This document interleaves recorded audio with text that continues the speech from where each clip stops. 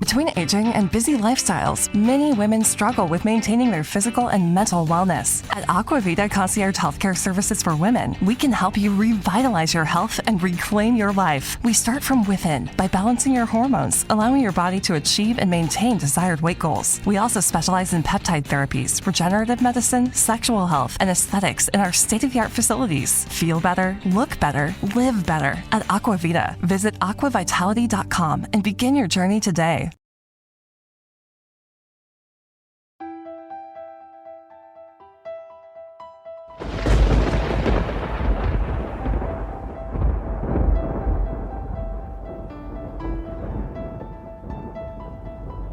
Alien Strand Podcast. I'm at the foot of the ladder. The lamp footbeds are only depressed in the surface about 1 or 2 inches. Although the surface appears to be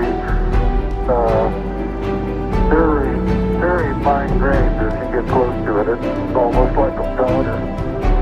Ground mass is very fine.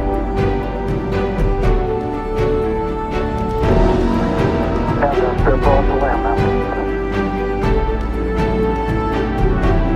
That's one small step for man, one giant leap for mankind. Alien Strand Podcast.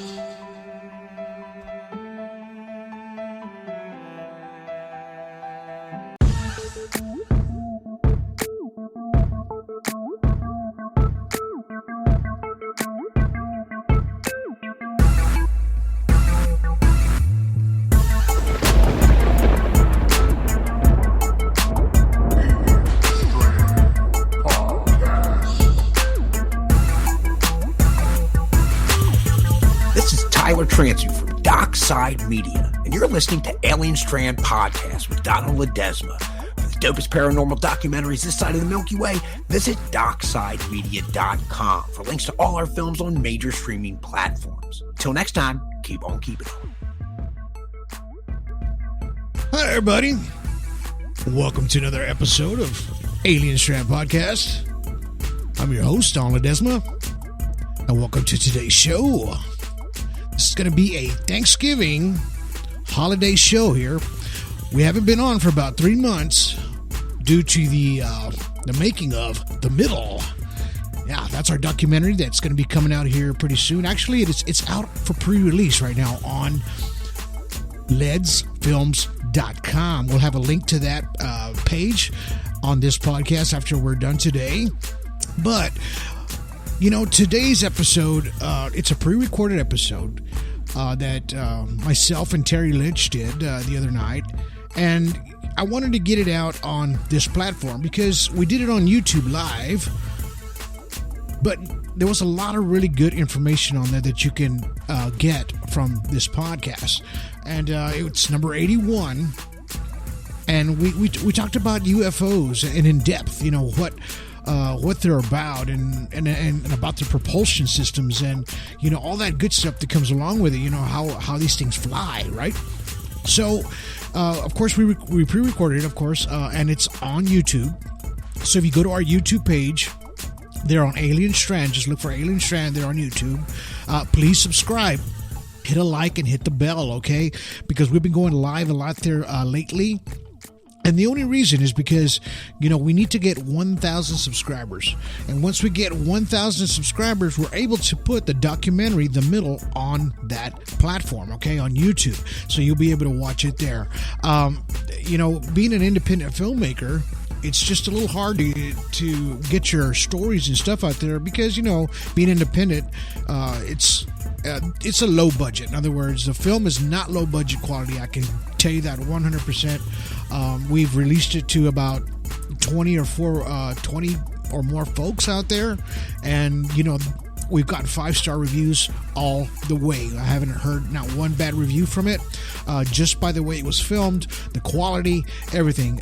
For it being an independent film, everybody believes this thing should be on, you know, the larger platforms. and that's their opinion and mine as well. I am the director and producer of the film, and it's called The Middle, and it's about, we follow Terry Linch on his journey there, looking for some UFOs in his area that he caught on camera, and they got him analyzed, of course, right? So you're able to see that footage, and you're able to see new footage that's never been put out to the public before, okay? A lot of people helped out on that film, and, I just want to make sure that you guys get to hear this podcast, because it is a video podcast as well on YouTube. So if you have a chance, please go to YouTube, please subscribe, hit the bell, hit the like. We need 1,000 subscribers, please, if you can. That way you guys can see this documentary, and it's a must-see because it's different. It's not like all the other, I'm not going to say all the other ones because there's a lot of good ones out there. This is definitely has hit one of the top ones out there, I believe, and what I've heard from other ufologists and regular people out there. So this is going to be something to see, and like I said, you can see the pre-release on ledsfilms.com. Right there, I believe it's like $5 right now, and you can stream it to your phone or tablet and actually mirror it to your TV, and it looks just as good. So this is for pre-release. We have it set for 100 folks. I think there's like about 80 left, spots available to watch. So please jump up there, watch it, and as soon as you pay for it, we'll send you a link, and you'll be able to watch it. You'll have the link for 24 hours. All right. You can also catch Alien Strand podcasts on 24, 25, 26 platforms. We're all over the place. Of course, YouTube, iHeartRadio, Spotify, of course, Google Podcasts. We're everywhere. Podbean. There's just so many to mention. Tumblr, of course. You can catch us on Twitter, catch our Facebook. Our Facebook has gone past 11,000 people that, go to our page and we're like a news station in a sense too. We get to put out the daily UFOs of the day. So please go to our Facebook page, Alien Strand there, and check that out. It's really important that, we get this documentary out to you guys, and we really enjoy each and every one of you. And if you're new to ufology, well, welcome to ufology. We welcome you with open arms and with the knowledge that you need to learn ufology. There's no school for this. This is something that we've taught each other amongst all of these ufologists amongst the years. We've put a lot of this data together and are able to catch a lot of these UFOs, UAPs, everything of the unknown in the sky, right? And also on the ground. We can't forget about Bigfoot. That's my favorite person, or thing out there. There's been a lot more sightings of that guy out there. It's just, and a lot of people are still skeptical about that. Seeing is believing, right? And that's what this film is about. Seeing is believing. So please check out the documentary, The Middle. Go to ledsfilms.com. It's LEDZFILMS.com. Go check that out. Go to the website. Please read the please read that's on there. You'll see it's going to say please read in bold letters, before you purchase the film, so that we all know. It gives you a lot of more of the insights on how to watch the film. But thank you everybody that has watched it.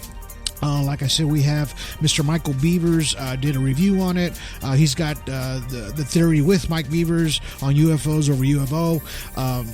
He's given us a review today, as a matter of fact, that we're going to put on our YouTube link and on this link as well. So if you want to check out his page, please check him out. It's Michael Beavers with the theory with Mike Beavers.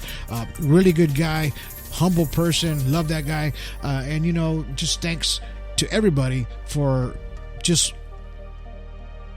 helping with this film and getting it out there. It's getting a lot of support from folks. Moral support is 100%, and that's what we need, from everyone. But without further ado, I'm going to go ahead and put this pre-recorded. It's a YouTube document. A podcast that we did just the other day with Mr. Terry Linch. It's got a lot of information. Please check this out. Here we go. Hi, everybody. Welcome to another episode of Alien Strand Podcast. I'm your host, Donald Ledesma, and welcome to today's show. So, today's going to be a real interesting one. So, we have a special guest today. His name's Terry Linch. He was on our documentary called The Middle. He's the one that we followed with Let's Productions the whole way. And we just try to get as many people involved in this film as possible, because we just thought that it was really, really important that, we should get this information out to folks. It's just one of those things that what I talked about before is that, we needed to get the UFOs that he was catching out there was just amazing. And it was amazing to see when he presented the information to me. And, and I just, there's just so much there in Oregon that we had to go out there and film. So I wanted to bring him on the show today because, he's very informative, and he has a lot of information on UFOs and UAPs and, how they work, and we're going to show some footage tonight on some UFOs, and we're going to analyze them just a little bit for you guys. So that way you guys can understand, what we're trying to accomplish here as ufologists, right? Because we are ufologists, like Mr. Terry Linch himself. So what I'm going to do now is I'm going to go ahead and bring him on to the show now, because I think you guys need to get to know him. All right. So here we go. There he is. Hey guys, how's it going? That's Mr. Terry Linch there. So, we went out there and we followed you, through the making of the documentary, The Middle. We tried to do, the thing is, I'm lost for words. The only reason because, when you sent me all that footage and all the information you had, I thought it was an incredible story, and I knew that we had to go follow you on that quest that you were looking for, right? So, kind of tell us a little bit about yourself so people know out there about Mr. Terry Linch and what he's about. All right. I live in Lapine, Oregon. We have some of the most incredible things up in the sky, and I had to go out and I had to go try and film as much of it as I possibly could. A lot of the places around here have made sure that I had the equipment that I need to they facilitated me.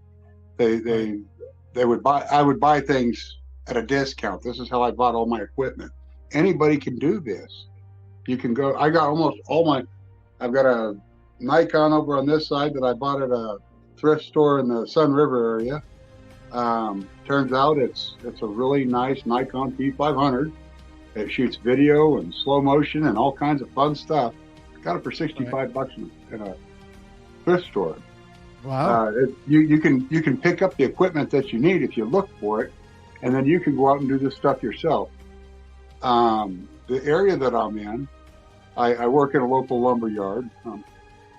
Currently out on an injury. Right. That's okay. We're going to get better. We're going to get back to work for them. They're a good company to work for. Right on. The areas that we end up going to the top of every one of the buttes that are around here. I live in an area where all around me you see nothing but volcanoes, giant mountain peaks. Every one of the mountain peaks here are volcanoes in the Cascades. Right. So we have kind of an area that's not only you see these things in the sky, but you see bears and you see cougars, and you get to experience eagles and things like that, and some of the most pristine lakes. You and I were beside Devil's Lake right there on the Wendigo Trail. Right. That's my favorite place to go fishing in the whole world. Is that spot? That's a beautiful area. You can actually see the fish swim from the other side of the lake. Nice. It's such a beautiful place. I actually caught that when you were kind of at awe when we were walking through that area. You were trying to figure out what to film first. Right on. I thought that was wonderful. Yeah, when you were in that spot, man, you knew that you had found a place that was not only ancient but I kind of let you know that you were about to be on this really cool pathway, you know. Right. The Wendigo Trail. It's the Wendigo, and Right. I think it's kind of neat that you were able to get your drone out and your cameras out. And some of the things you showed me, I'd never seen, man. I can't Right. believe the things you showed me up there. I need to get some of that kind of equipment right there. I'm telling you right now. Oh yeah, that's a good thing to have, the drone, especially up there in those mountains. You know, you're 8,000 feet above sea level. You know, on some of those mountaintops. You know, and where we caught some of that footage. Of course, it wasn't as high, but you know, you were able to see on top of those peaks where you weren't able to actually walk up there, right? So when we took the drone and started shooting the documentary, the footage that we needed, and plus your interviews in those special places. Now, tell me, like, did you start catching UFOs right away when you started pointing your cameras in those directions, or just kind of fell into it by accident? For me, what happened was I had seen something. I had what's called the CE3. I'm not going to get too far into detail about that right now. However, what I did manage to get when this thing happened is now, you know, once you see it, you can't unsee it, right? Right. You see something, and then all of a sudden, for a moment there, it's not making sense. And then when it does make sense, you're thinking to yourself, am I crazy? Did I just see that for real? And when it's that close to you, you're trying to figure out, in your mind, did I just really see what I saw? Now, in my case, I was able to look over to my side, and my stepson was sitting right beside me, and he was looking at me going, oh my God, I can't believe that's in front of us. You know, that kind of thing. Our jaws are dropped right when we see what we see. What I do know is that once you've seen that, you start to look up more. Once you start to look up more, the more you look up, the more you're going to see. Okay. Right. A lot of people will sit there with their heads down into their phone, and they're not looking up anymore. They don't look at the ground. They don't look up. They don't look at the guy behind them with the knife. They don't look at any of that stuff. Right. I seen a video of a guy in a New York subway, and he's pointing a gun at everybody, and they're all looking at their phones. Not one person looked at him. Wow. I think he actually shot somebody. I think he actually shot somebody finally. And this was the subway video from a couple of years back. I know everybody remembers that one. Wow. Yeah. Everybody's always looking down. They're not looking up. They got their heads in their phones now. Right. They're afraid to pick up a book. You should pick up a book. You learn things in these things. That's Mr. right. Ken Wells Jr. wrote this one. Ken Wells. we both have an autographed copy from that man of different books. That's right. So let's talk about this. Let's talk about the middle here. So we're right now we're on YouTube, and you know we're trying to get at least 1,000 subscribers, right? We need at least 1,000 subscribers so we can put this documentary on YouTube, because we need that many subscribers in order to get it on there. If not, but right now you can actually see it on ledsfilms.com. So if you go to ledsfilms.com, you can actually purchase a rental for 24 hours. You can rent it. Of course, it's going to be showing up on your phone or on your tablet as of right now, and you can mirror it to your TV, and it still looks beautiful. So everything was shot, like I said, beautifully, and it was just one of those. It was like the timing was so perfect to shoot this film out there in Oregon. Right. You know, we planned it for about a year and a half almost. Yeah, about a year and a half of planning. Just to get out there and go do this because of the snow, right? The peaks, everything around here at a certain altitude. Actually, in my yard, that's a good judge of where the snow's at. Right now, I've got a little bit of snow. By Monday, I'll probably have a lot of snow, and that's just in my yard. Right. Now, think about that up on the mountain. It hits that mountain. Mountains create weather around here, and they absorb a lot of snow. Exactly. So even like in that photo that you're in, at that poster you're standing at, that whole area gets full of snow. It does. It's deeper than I am tall there. Wow. So a lot of that footage is in the documentary, of where you're standing, the whole area, you're just in awe when you're out there on top of that mountain, there on Paulina Peak. So it's just, it's a film for everybody to watch. It's actually, it's actually a family film. You can actually sit there with your whole family and watch it. Yep. It's not, any kind of dirty or anything like that. It has a lot of information that I think it's important to a lot of folks to watch it. You know what I mean? Because of the footage that it has in there. Some footage that hasn't never been seen by anybody before. So, and there's the footage of yours and of course of the team. So let's talk about the team here. So, okay. So we have, of course, yourself, and then we have Mr. Ken Wells there on the top left, and then Mr. Arizona Gallegos there on the right, and then we have Mr. Chris Hamill, Jody Gordon. We have Shauna Gilmer on the bottom. Right now. Got Shauna Gilmer there on the bottom left, and then on the bottom right, the master himself, Mr. Anibal Quiñones Caballero. So, right. It's these folks. This film could not have been done without all these people in this in here. Everybody helped with their footage, and just to try to get they donated their footage to the film because they wanted people to see how they were catching these crafts in the sky. And of course, Mr. Anibal, and then Chris Hamill with his research and their analyzations of the UFOs. The way they were able to catch the electronic magnetic fields on these crafts is unbelievable. And I learned a lot from these folks 4 years ago. You know what I mean? As yourself. I know you did, because you told me so much about these folks. So tell us a little bit about that, Terry. Okay, well, I'd like to start off with the three people directly underneath my picture in this. Those are the three people I would consider my professors of ufology. Starting off with Jody Gordon, the one lady in the middle there, she kind of took me under her wing right at the beginning. I was trying to explain what I had seen, and I was trying to figure out. I kept running across what we call a troll in Facebook. I kept running across those, and it was like real disheartening trying to get answers for what I'd seen. And then when I ran across her, she started showing me what her research looked like.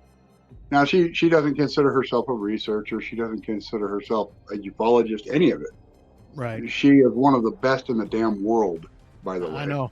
Yeah, she sent me some incredible footage, man. Let me tell you. Yeah, she is hands down one of the best ufologists in the world, and she does not accept that. But she is. Take that. Very Jody. humble. Take that, Jody. The guy just above her is Tino Gallegos. He showed me exactly how to see the lower craft. Jody showed me how to see the craft way up high. Tino showed me how to see the ones that are lower and that enter the mountains. And he's put a lot of time and effort into to filming these things all throughout Arizona. I believe most of the time he's a passenger instead of a vehicle. And on the way to and from his jobs, he videos like nonstop. Right. And when he does, he's in Arizona. Keep that in mind too. Anything around the 33rd parallels, you're going to have a real massive number of craft that you can see. Anything above the 33rd parallels, you're going to still have a lot of craft. They're going to be traveling a little bit slower because they're a little further away from rotation. You'll be able to see a lot more drifting happening and things like that. They can travel at any speed they want, but right. Tino showed me that they were going in at 45-degree angles into the Earth, and that led me to this is how it falls. I consider Tino one of my professors as much as I consider Dr. Albert Einstein one of my professors. Okay? Right on.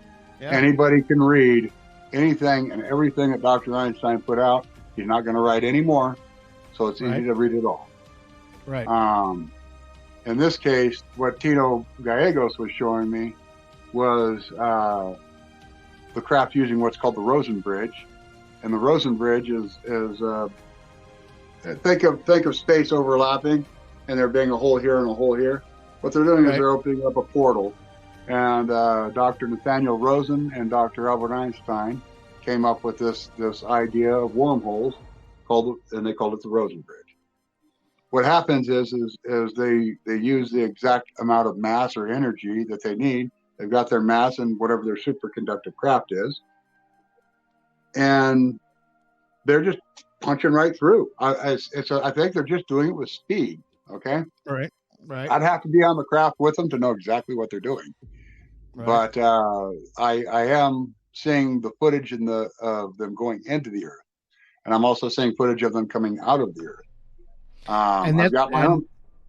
And that's where Mr. Chris Hamill helps you out a lot as well, too, right? Mr. Chris Hamill is where all of my analyzing goes. I do all my work here. I don't have a computer system at my house. The only thing I've got is this phone right here.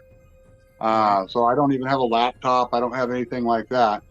What I do have is I have some really nice cameras, and I know how to use them. I know how to send my footage to Australia to Chris Hamill. Nice. And Chris Hamill, that guy finds anything that's moving in the sky around me. Right. Now, the gentleman on the bottom, Annabelle, he's the guy I would actually call my professor. This guy, he taught me how to analyze this stuff. I know how to use things on my phone for different type of analyzing. I know what to look for in anyone else's work because of Annabelle. As a matter of fact, just about everybody on that board right there. Yeah. Everybody on that board right there has learned from Annabelle.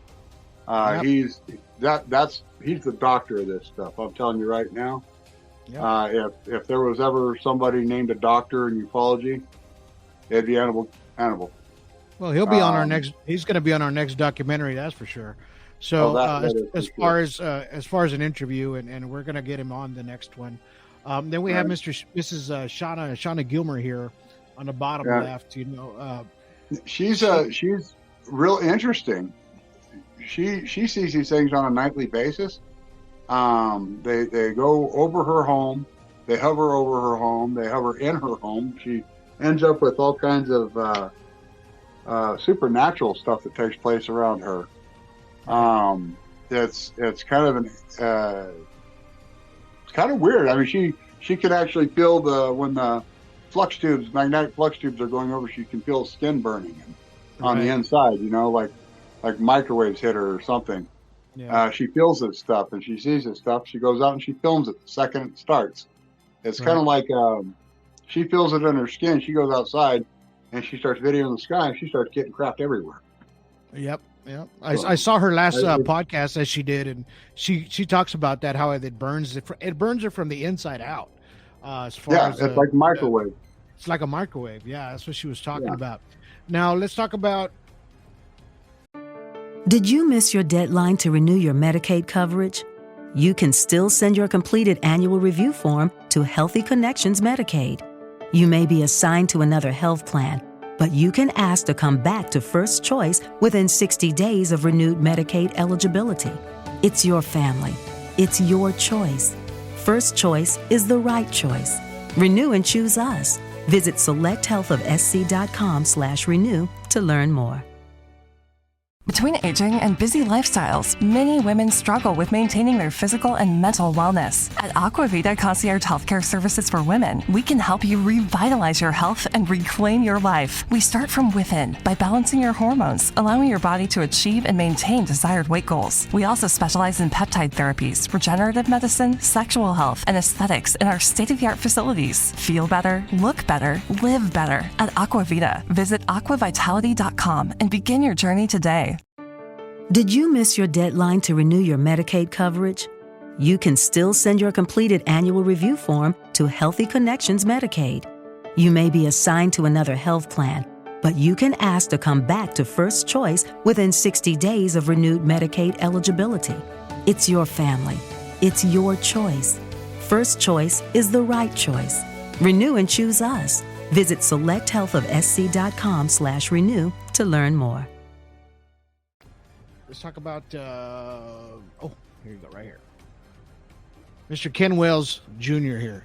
Oh yeah, that guy right there. He knows just about everything you need to know about ancient cultures and languages in this country, and he's really good. He's really, actually anywhere in the world for that matter. He understands the things that most of us don't when you see the writing on the wall. You know what I'm saying? Right, there's a few people out there like I'll throw a shout out for this one. There's a guy named Jeff Woolwine down in Arizona. Yep. He really knows his way around the petroglyphs. The guy has shown some of the most amazing things in the sky. Him and his wife are kind of a team together. Real glad to say that they're friends. They're good people. They Yep. yeah, they're really doing their best to get the word out on disclosure. They take more of a paranormal approach. Right. He was on my show. He was on my show when I first started doing podcasting. I had Jeff on there, and you know he's got this book called Petroglyphs in the Sky, and he explains a lot about the petroglyphs and you know what they're about. And he has gotten a lot of footage. Let me tell you, from the past, since the '90s, I believe, or early 2000s, he's got video footage of these crafts coming down into the mountains or over the mountains there. So, you know what the strange thing about this is that the kid there on the picture on the right, that's my son, Donald Jr. So he helped with the cameras and on the sound engineering as far as getting the sound. So, you know, through this whole process, you know, that we did filming this documentary just to get the information out, you know, he's very biased, kind of like in the middle, you know, kind of didn't know, you know, exactly what to or how to believe into ufology or UFOs. He knew about it. Surprised when he left, wasn't he? Yes, he was very, very surprised. He just kind of he just told me, he goes, it's so weird how everything just all the interviews, everybody connected together in every single interview of this movie. So he said it's weird how everybody connected in a sense to where nobody knew each other and living in the same area, right? But right. They all connected. He goes, the things that they were saying the same things. You know, he was just looking at me like, wow, I've never seen that. I never experienced any of that before, you know, and he was just in awe about it. I got to tell you, I really enjoyed watching his reaction when we got to the top of Polina Peak. Yeah. Yeah. He didn't want to leave the truck. He looked over the side of that thing and realized how high up he was, and he was afraid the ground was going to just leave him. Yeah. Oh, believe me, I wasn't used to those kind of heights either, but you know, I was like, oh, you were real brave. I watched you getting over it, man. That was so much fun watching you get especially when we got out and you started looking down the side, and then we'd start walking towards the edge. You were trying to freaking grab us. Yeah. Like, hey man, let's get a shot of that, huh? Stop right there. You know, and that's good. You know, I was always holding the camera right there. You know, just trying to get the shot. You know, I wanted the shot.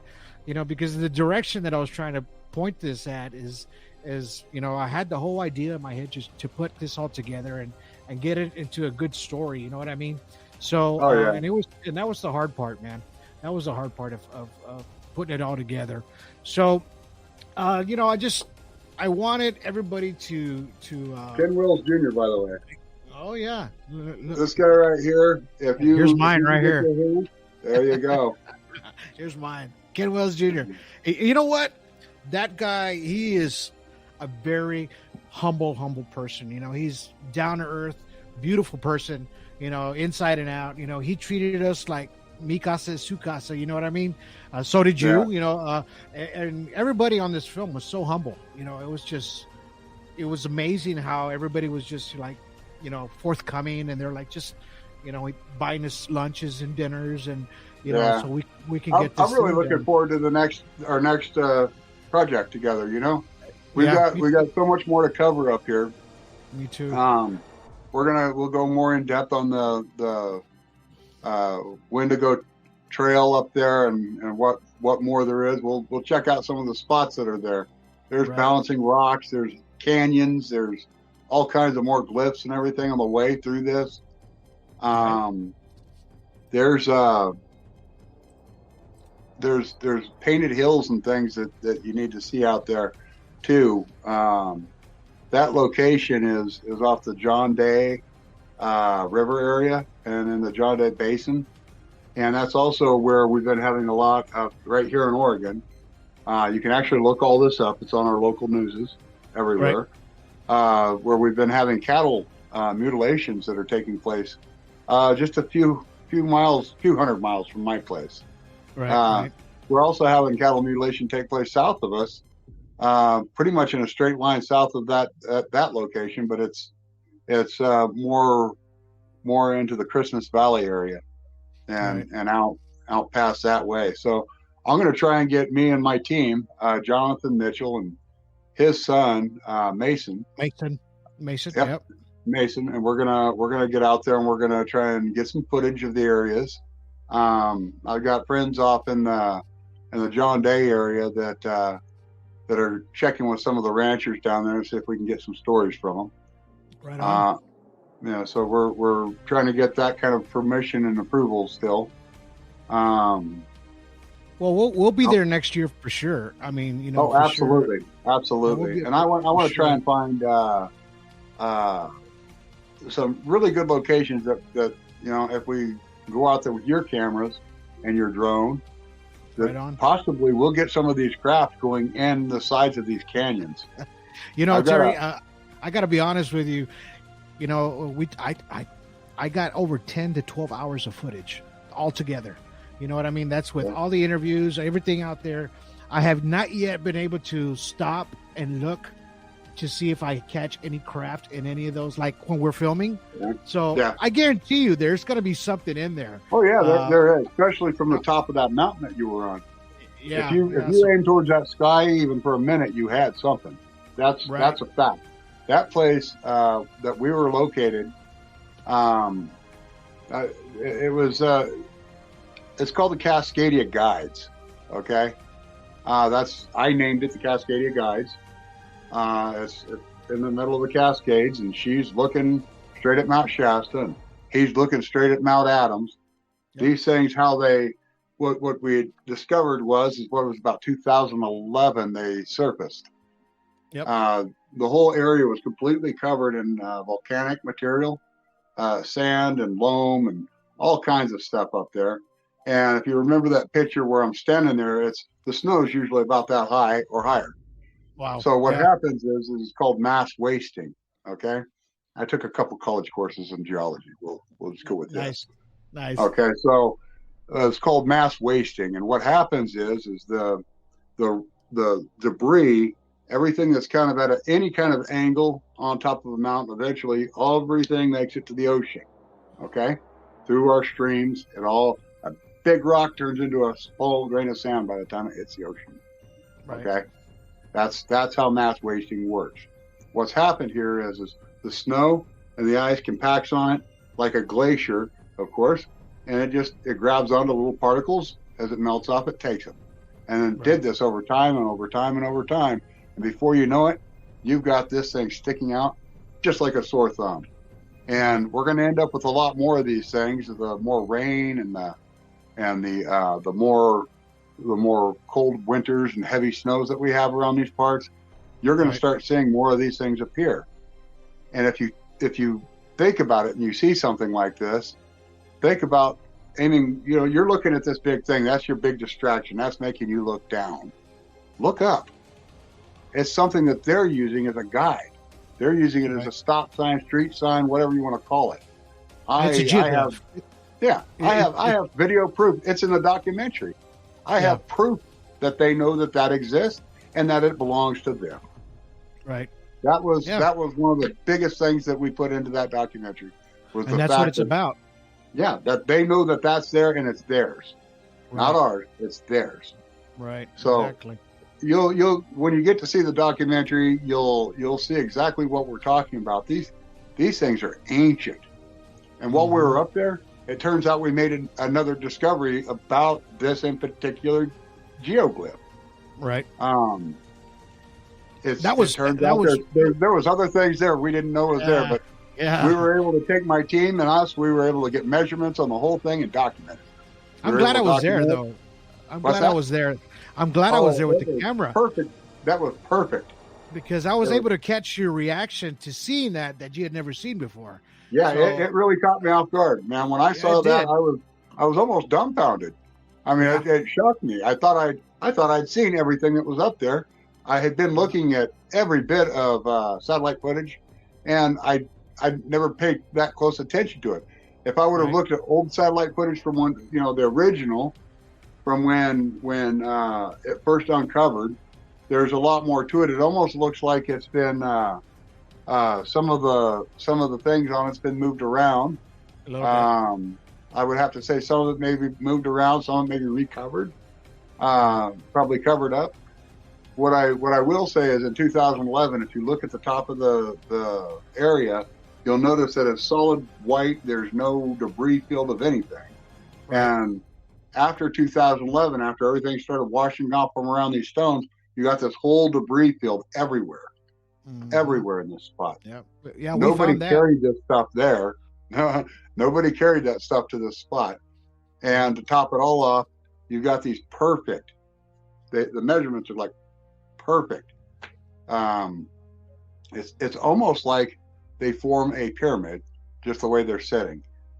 Their heads are facing one direction off. It's just the way their heads are shaped. Of course, it's a geoglyph. If nobody knows what a geoglyph, it's a stone. It's a stone formation that somebody made many years ago. And I estimate it to be at least 6,000 years old. At least. You got to think about the last eruption that was there.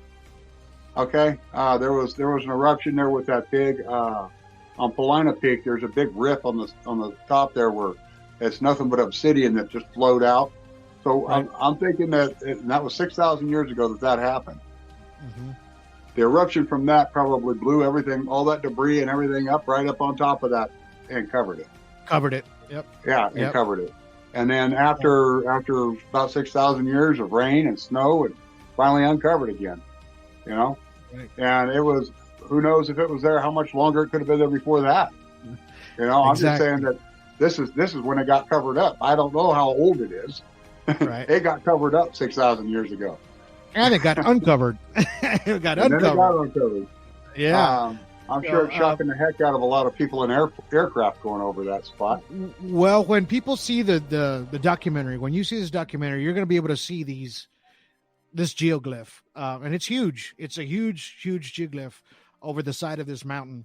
And, like Terry said, he caught these crafts going off over the side, over them, and just kind of flashing a light there. And I'm going to show you something, Terry. This is it's going to be a video of a UFO. Okay. Oh yeah. This UFO was in Busan. Well, I think it's called Busan, South Korea, in 2012. Right. And look at the shape of this craft, and you tell me that it kind of resembles, in a sense, what you saw. I'm going to go ahead and put it on now. Okay, you ready? Okay.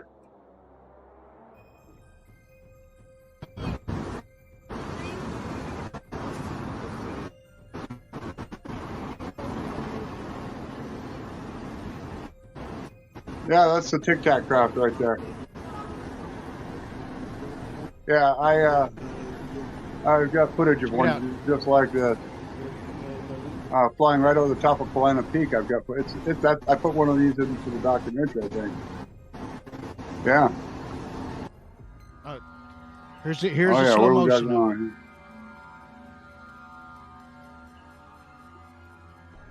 Yeah, look at that. See, it's starting to split. Well, they split in the middle is what they like to do, and that's a counter. It's going to twist.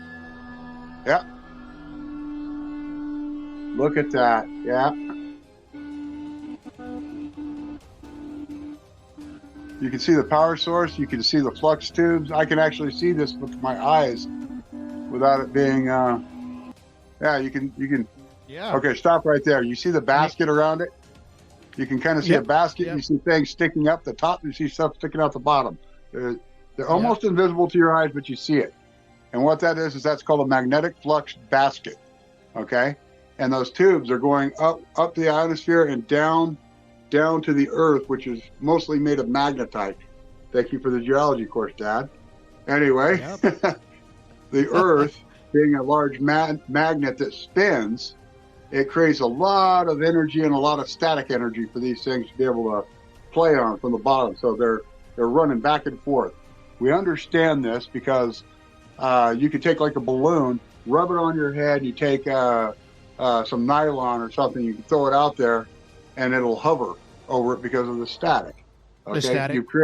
You've created quantum levitation just by using your hair in a balloon and a pipe. But you take this right here. What you're seeing here is you've got, first off, you see it tilted, and when you see a craft tilt like that, that means the way it's tilting is it's falling into its own pathway. Okay. Right. When a craft is like this, it's you can always tell what direction of motion by the direction of tilt. That angle allows the craft to use whatever weight it might have. Keep in mind when you're in this basket, mass is removed, however, but when you put like the tip of it out, it'll start to kind of fall out of that. So the very tip of that craft would not be inside of a magnetic flux tube basket. It would be acting as a weight, pulling it into its own pathway.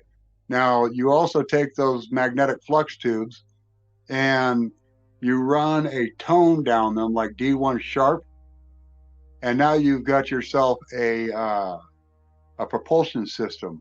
And what it does is the sound, if you slow down the interval of D1 sharp, it sounds like a, and then as you turn it up, it goes into a higher pitch. What happens is when you turn up that,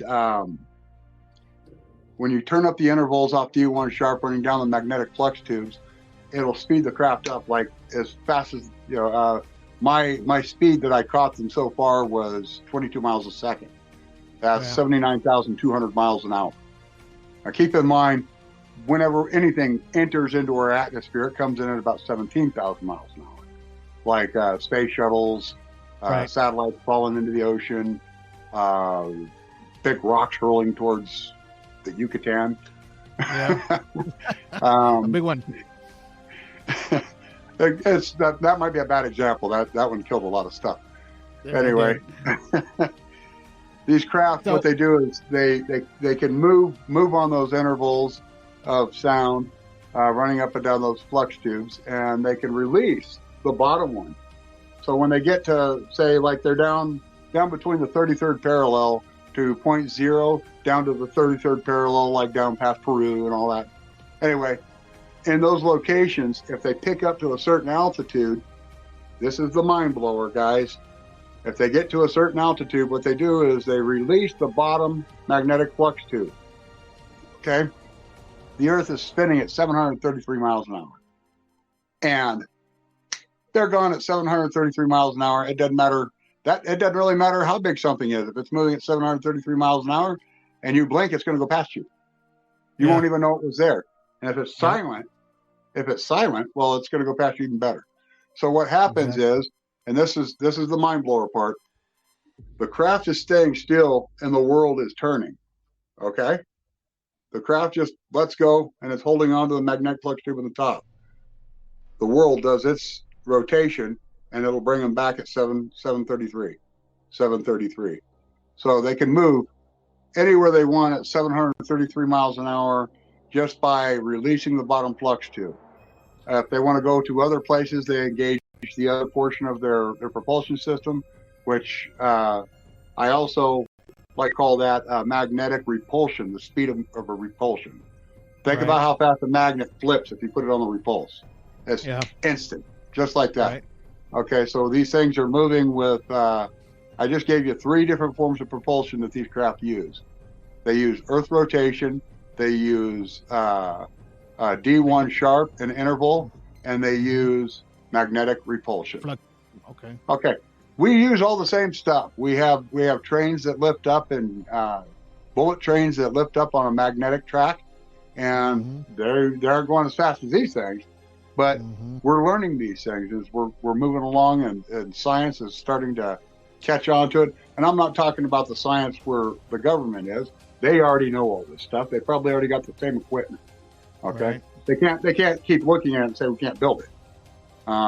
If me, I'm a citizen ufologist, a citizen scientist, and if I'm coming up with this stuff, you know that with all their funding and all their education, they've come up with it too. Oh, of course, a long time ago. Oh yeah, yeah, absolutely. We've got all kinds of craft that are up there now that I couldn't tell you what country they even belong to at this point. There's all kinds of stuff up there. I've seen stuff that the Chinese put out that's more like a high altitude hovercraft, and it looks very similar to a UFO. Right. And of course, I think they put laser weapons on it. Isn't that nice of them? Yeah. Yeah. Well, they don't quite move as fast as like an FA-18. Okay. Where these things, you go down to, I'll give you a good example. You go down to Guadalupe Island, and on the way, all the way out, you know, down by Easter Island and all the way out to Havanui. Let's see, Havanui is Easter Island, and it doesn't matter. This whole section right there, that's where the Navy's having the worst trouble. Okay. Yeah. The reason for that is because underneath the water, if you take a little bit of time and look at Google Maps and get the to where you can look at the bottom of the ocean, you see all the trees and stuff outside the ocean, but down in the ocean, you can see these lines that go everywhere. The lines on the bottom of the ocean look almost identical to all the Nazca lines down in Peru. Right. As, you know how they just shoot on for miles this way, shoot for miles that way. And every once in a while you look at stuff that looks kind of like an old city. Well, I'm pretty sure that when you see that, you are actually looking at an old city. Either that or it's an underwater base, or it's an underwater home to these guys. It could be a number of things. I mean, I'm not going to speculate too much on it. I think there's a guy, his name Jeffrey Boyd. Jeffrey Boyd? Yeah, he does that. What do you call that? Is it called Lindor or Land? Yeah, Lindar or something like that. Landar, I believe. Oh, it's LiDAR. Yes. LiDAR. There you go. LiDAR. I would love to get my hands on a LiDAR. Yeah, he's able to scan the bottom of oceans, and they're able to see, mountains, cities, things that have been buried down there for a long time. And man, this guy, he's got a lot of information on his actual personal site on his Facebook. If you go look him up, let's go check out this. Let's go check out this other video, and let's analyze this one and see what you come up with. So here's another one. This one was thrown out there by Mr. Anibal Quiñones Caballero. It was on his side, so I wanted to share this out to people, and just to see what you guys think about it.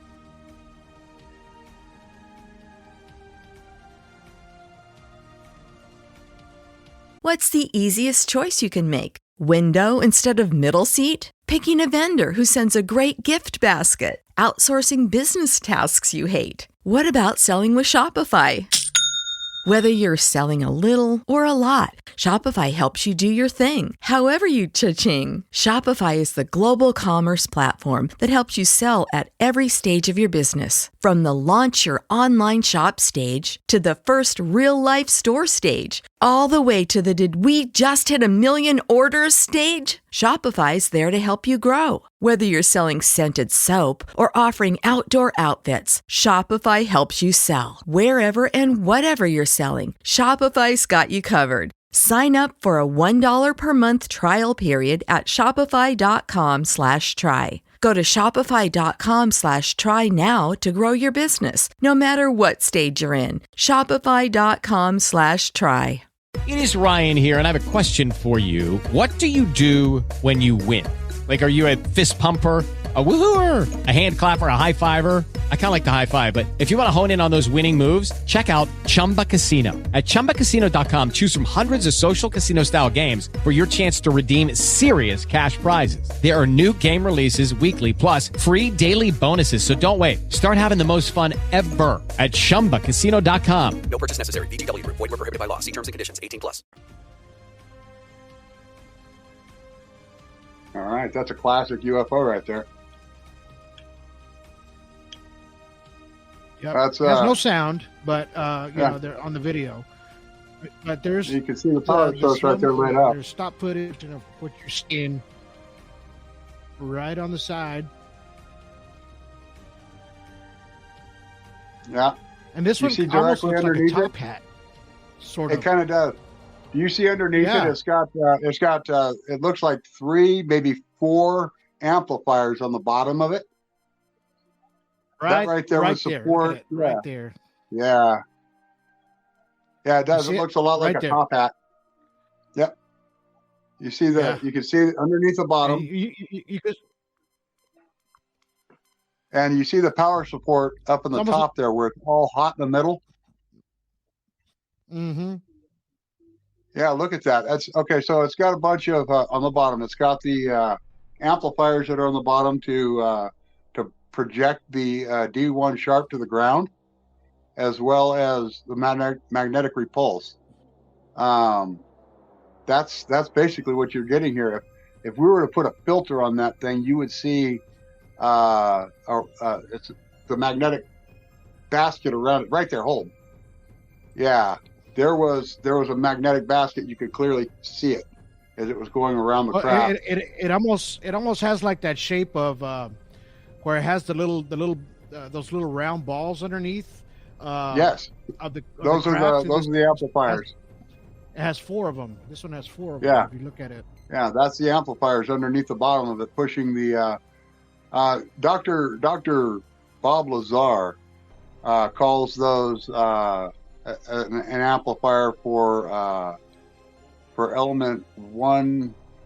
What's that? 115. 115. Yep. Unactinium.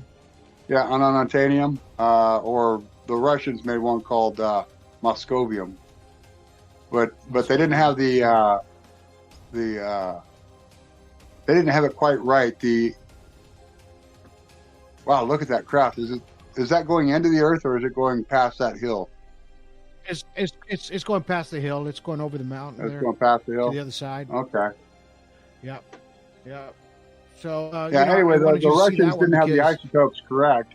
The Russians didn't have the isotopes correct on Moscovium, and what happens is ununatanium versus Moscovium. Okay, ununatanium, if you bombard it with radiation, it starts to create its own gravitational field and it starts to levitate and it does its thing. And it has a quite longer lifespan, where if you take the Russians' version of Moscovium 115, what happens is once you bombard it, it does the exact same thing, but the isotopes aren't correct and it dissipates instantly.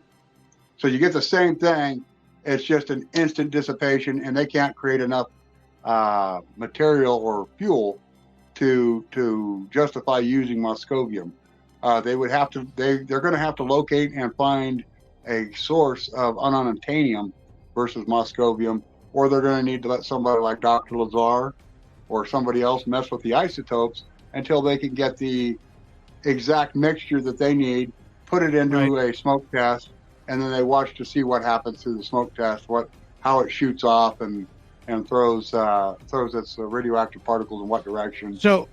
So you think that in the inside of these crafts, so this ununatanium, element 115 or 116, I guess, when it mixes together, it turns into this incredible power source, right? And it's radioactive, straight up radioactive.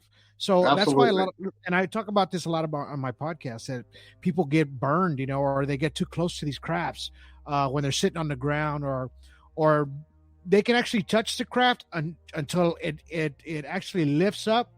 Once it lifts up off the ground, maybe a few feet, then the radiation levels become intense to where that's where they start getting burned, because it's like a boat throttle. They're just kind of pushing it forward to giving it more energy so it can get off the ground, of course, right? Right. And that's what it basically. They're picking up the intervals. What it's doing is they're using that as the transmitter for D1 sharp to push off, and D1 sharp is what's slowly going down. And the faster you play it, the faster it moves.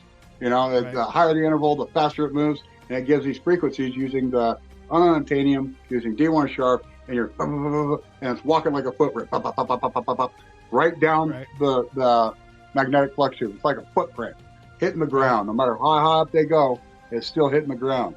From my understanding, if these craft were to be up in like space, that they would aim the top of their craft towards what they want to go to, and they would try and lock onto it with the flux tubes and pull themselves to it.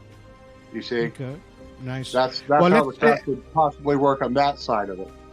Let's talk about that energy field that's in the center. So we're going to watch one last video before we close out, and that way, I'm going to show you this video. You've seen it before. A lot of folks have seen it before as well, and it's maybe about 7 years old by now, but I believe it was in Indonesia, something like that. I don't know. There was a large craft there, yeah. Yeah, I don't know if it's ever been debunked. Some people says it has. I don't know. But just the way this thing is moving and the people are sounding in the background, it looks real to me. I don't know. If you listen close to the dialect, you can, and the people in the background, you can tell. I think I remember this. It's this is one of those where it kind of gives a lot of tilt, and it gives a lot of real close up to the people that, when you get a mass sighting like this and everybody says it, then the government comes and says, well, that whole group was hallucinating it. Yeah. So let's see their hallucination. Phoenix lights. They tried to pull that with the Phoenix lights. Yeah, exactly. Let's go out there the next day and start shooting flares. Let's see their hallucination and see what y'all think about this. All right. It really sucks when you record the hallucination. There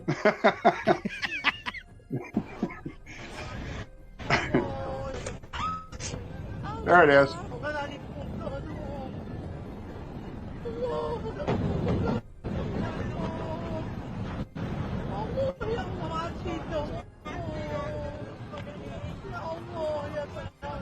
Something that's interesting about these crafts is they fly by counter steering too. They use counter steering. They throw counterweights out to the side that they want to turn at, and it's a magnetic lock onto the earth, and they just instant turn. Look at the size of this thing, though. Yeah, this is a massive craft. It's a mothership compared to the trees. I'm sure there's a lot of beings or entities on this. Yeah. Oh, it's coming back. Yeah. This is the one I remember. Yeah, that thing's coming back. So look at the power source on it. You see it? There it is. It just turned it towards us. Okay, you see all the different little lights that are lighting up around it? Those are all part of that power source. So that's how they're moving. It locks onto different things around it that it can grab onto with the flux tubes, and then it can turn any direction it wants and shape. Look at that power source. Boy, that thing's got a lot of power to it. A craft like that size in the middle. Yeah.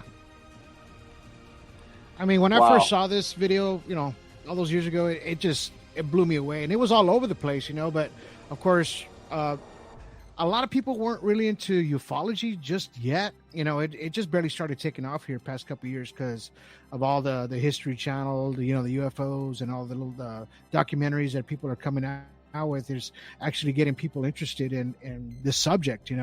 Of course, the reason we're doing it is for disclosure, of course, and something to try to go ahead. I want to issue a challenge to a couple guys right now. I want to issue a challenge to Dr. Bob Lazar to meet with me so we can discuss some of the things that are stuck in my head, as well as the things that I know are stuck in his. Another one is Dr. Stephen Greer. I have the ultimate location for a CE5, hole in the ground organ. I would really like your participation in this. It's your type of event, and I'd really like to see you come out and participate in this. All right. That'll be a free to the public thing, mister. I'm just letting you know that. It'll be free to the public, and you get to show your stuff as well as everybody else get to see what a CE5 looks like. Me and my team and my friends will be there. We'll come up with a date, and if you ever decide to get a hold of me, then you can get a hold of me, and I'd like to do that. There's other people out there that I would like to talk to as well, people at Skinwalker Ranch. I'd like to have a look at that place myself. Okay. They didn't like what we said. I've got the equipment. I've got the equipment. I'd like to take a look at that place myself, and I would like to either, I'd like to see what you got going on. I don't have to go onto your land, by the way. I understand where the lines fall. All I have to do is get out by your place, I guess. Anyway, there's a couple places out there. I'm also teaming up with other people around the world. I got a Mr. Tiberino Sanchez down in Mexico City, and I've got my friend Chris Hamill in Australia, and I've also got another one I'd like to say hello to, which is Dave Monday out on Isle of Wight in England. That man, he's a eyewitness to a craft. Him and a whole bunch of people on a train. They were coming back from what they call, English football.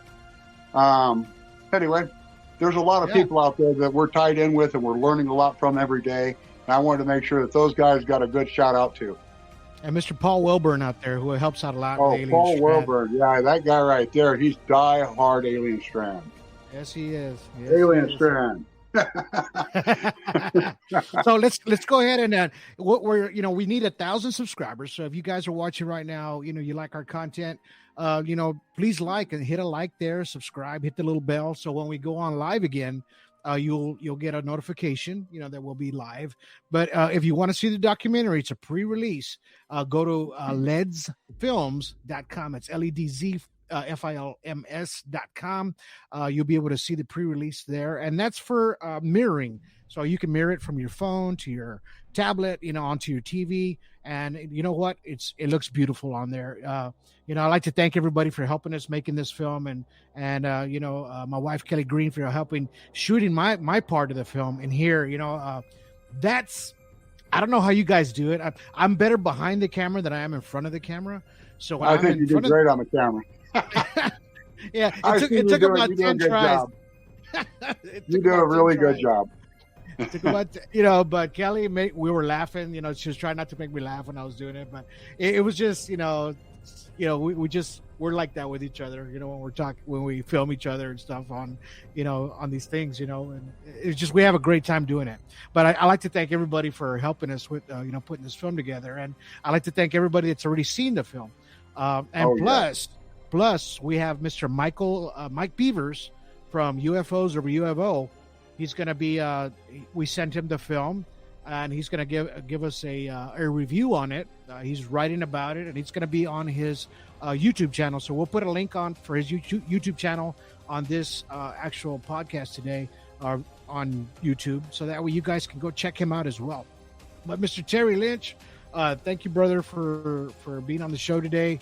And giving everybody a lot of information on, everything that about, UFOs and propulsion, how it works, because a lot of people, have these questions, and they want to know exactly how these things work at times. And you know what? Some crafts may be different than others, and it might work in a different way. Some are pure energy.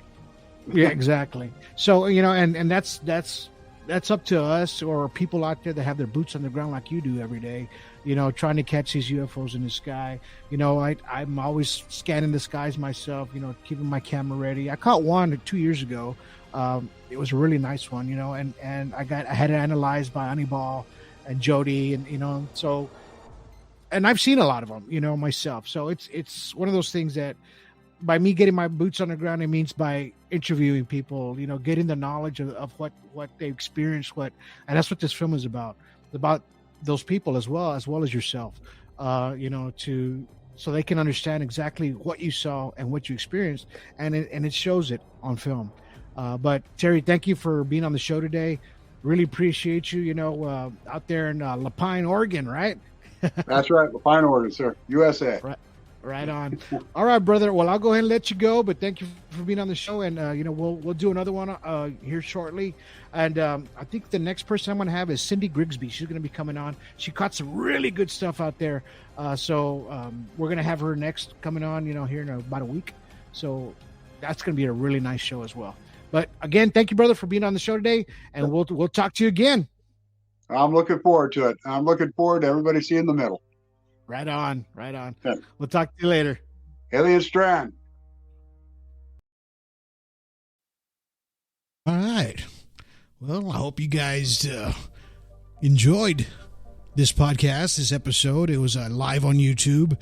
And, I wanted to throw the information out here on our audio podcast so that way you guys can, enjoy and pick up a lot of the information. You might not have seen it, but you're still able to hear a lot of things that he was saying about these crafts and how they work and how they move. So, but if you really want to check out, go back and watch the videos, you can go to our YouTube channel there on Alien Strand, hit a like, hit a subscribe, and hit that little bell so that way when we do have another live one, you'll get the end a little bell ringing on your phone. You'll know when we're going to be on live. You could check us out live and interact with us as we're live on YouTube. So you can check us out there. Of course, we're on 26, 27 platforms on the audio podcast here on Alien Strand. Happy holidays, guys. I'm glad you guys stuck around to listen to this podcast today. You can always watch it, of course. We do need 1,000 subscribers, and the only reason is so that way we can put the film, The Middle,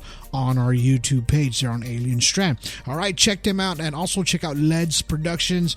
Check out their Facebook page. A lot of folks, like I said, were involved in this film, and thank you guys for helping get that off the ground. But you guys are what make Alien Strand what it is today, and I thank each and every one of you. Like I said, and welcome to ufology. I'm glad you guys stuck around and listened to this podcast. But it's been my pleasure today to introduce Terry Linch again and to give the information that we were able to present today. But until then, you guys have yourselves a good day. Have yourselves a good evening. And have yourselves a good night.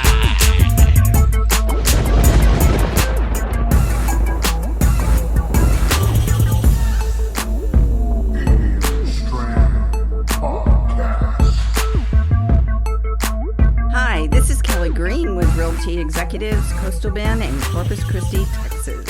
And you're listening to the Alien Strand podcast with Donald Ledesma. Buying or selling, visit me at kellygreenrealtor.com or visit me on my Facebook page, Kelly Green Realtor. See you there.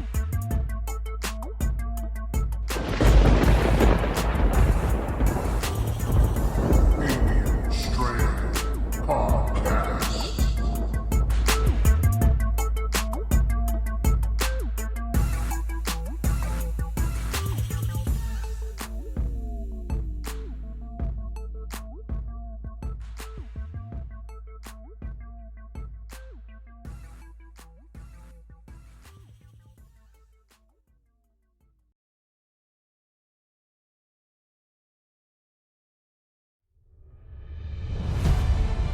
My name is Terry Linch.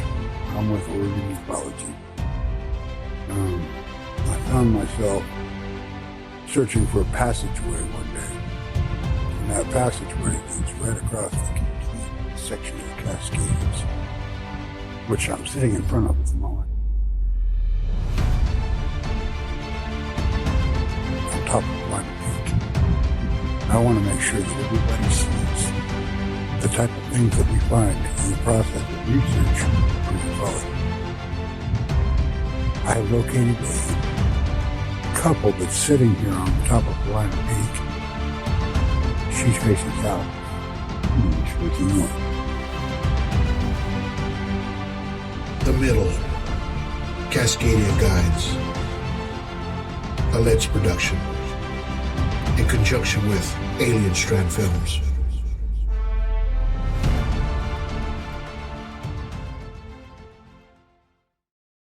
Hello, it is Ryan, and we could all use an extra bright spot in our day, couldn't we? Just to make up for things like sitting in traffic, doing the dishes, counting your steps, you know, all the mundane stuff. That is why I'm such a big fan of Chumba Casino. Chumba Casino has all your favorite social casino-style games that you can play for free anytime, anywhere with daily bonuses. That should brighten your day a little. Actually, a lot. So sign up now at ChumbaCasino.com. That's ChumbaCasino.com. No purchase necessary. VGW Group. Void where prohibited by law. See terms and conditions. 18+.